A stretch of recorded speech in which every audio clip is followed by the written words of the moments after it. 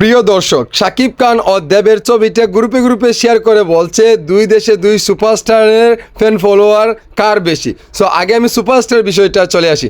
শাকিব খান হচ্ছে সারা বাংলাদেশের সুপারস্টার, আর দেব হচ্ছে গেলো কলকাতার সুপারস্টার। সো ভাই, এখানে কিন্তু ডিফারেন্ট ক্যাটাগরি আছে, ঠিক আছে।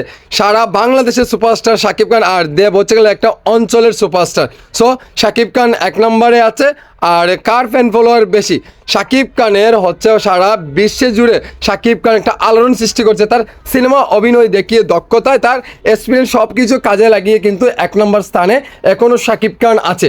শাকিব খানের জায়গাটা কেউ দখল করতে পারবে না, কারণ শাকিব খান অপার বাংলা মানে কলকাতায় গিয়েও এক নম্বর স্থানে আছে। সো এখন কে বলবে আমি তা জানি না, কিন্তু শাকিব খান যেটা সত্য সেটাই বললাম। শাকিব খান হচ্ছে সারা বাংলাদেশের সুপারস্টার, আর কলকাতার সুপারস্টার দেব। এমনকি ফ্যান ফলোয়ার হচ্ছে শাকিব খানের সর্বোচ্চ লেভেলের।